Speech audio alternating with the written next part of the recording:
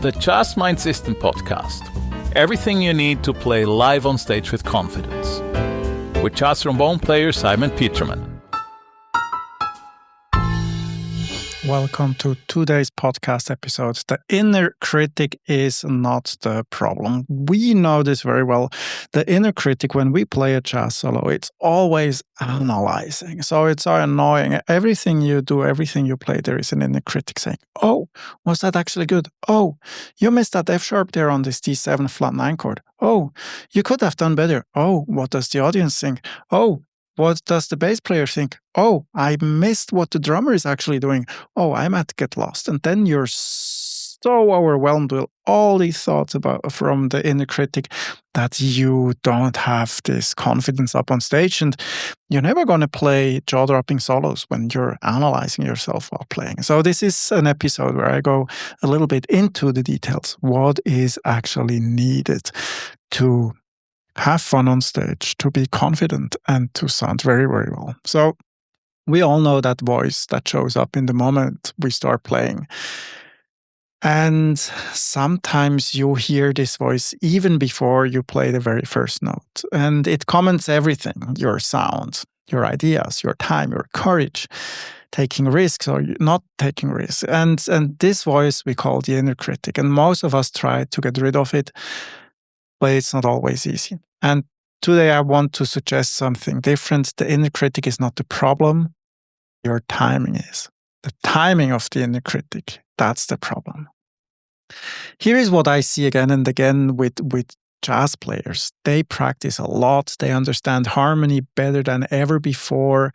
They improve in rhythm. They improve what they can hear. They do ear training. And the more they do, they not necessarily enjoy playing more, because at the same time that they're learning all these things intellectually, the inner critic is also trained in understanding what's going on, what's happening, and actually what should not be happening. And the better your awareness becomes, the louder that inner critic becomes. And this is what we see is a problem for many, many jazz players. But your inner critic is actually not an enemy. It's just something, an inner voice you have to delay. The inner voice is important. The inner critic as the inner voice is important, but you should not think about it while you're playing. You should have a system. You should establish a process where you allow the inner critic to take its place, but also where you tell him when it's the wrong time to talk, when it's the wrong time to show up. And I tell you one thing, while you're playing live on stage, it's definitely the wrong time for the inner critic to show up. The reason is creation and analyzation are two totally different processes. And we all know this, right? In this very moment now that I'm going to explain this example, it happens to me. When we start to think about how we sound, if we start to, while talking, to listen to our own voice, it sounds so weird. It sounds so weird, our own voice. It starts to sound so weird just because you start to be aware of what you're actually saying. And in this very moment, the inner critic is analyzing what you're saying, what you're doing. And when you do this while playing, you start to think, oh no, I sound weird. Oh, how do I connect with the band, or how do I not connect with the band? And that's even worse, right? So we need to train the inner critic to show up in a different time of the day, in a different time of the week. And usually the best thing what you can do is record yourself. You should have in your practice room, should have a very easy system that's just one or two clicks, one or two buttons where you can actually record yourself and then play it back. So while you create, while you're playing, while you're practicing, you can create, and you're free to create. And everything that comes to your musical conscience, you can express it, you can play it. And only afterwards you can listen to the recording, because you're going to play for the recording. You try to create something beautiful for the recording. And this is the creation process. And afterwards, in the critique process, that's where you can listen back and analyze what you've been doing. So this is huge, right? This distinction between I'm creating now and I'm analyzing now. You have to get used to it. You have to create a system for yourself that works like this. And, music, it has always been judged, right?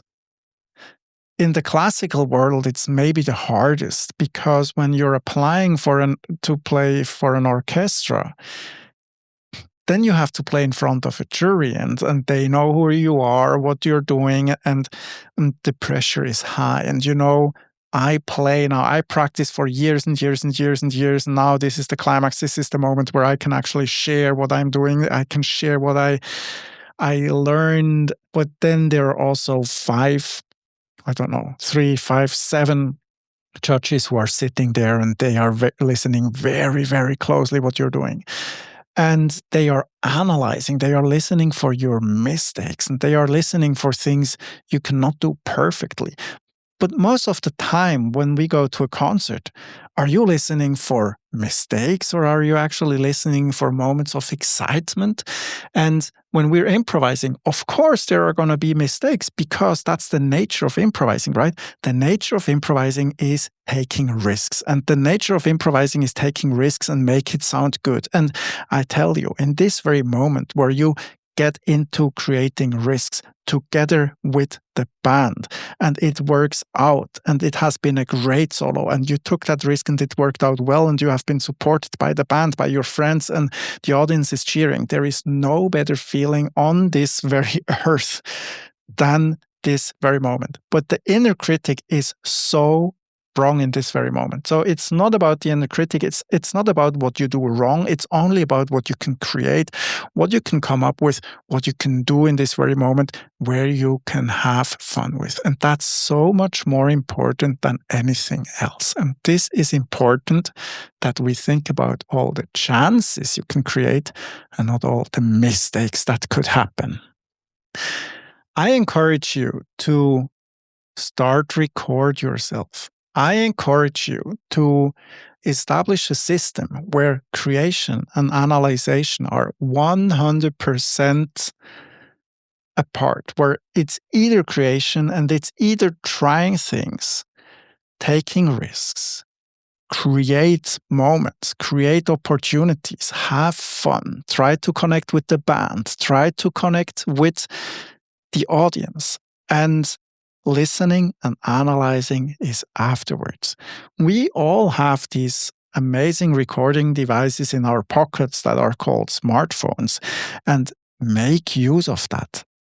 Back in the days, 20 years ago, it was way more complicated to record. I remember having mini disc players, and even 30, 40 years ago, you might remember how complicated it was to actually record something over and over and over again, because space recording, so memory was not unlimited. But now with our phones, just create the habit of recording yourself to give the inner critic a moment where he can come up and help you.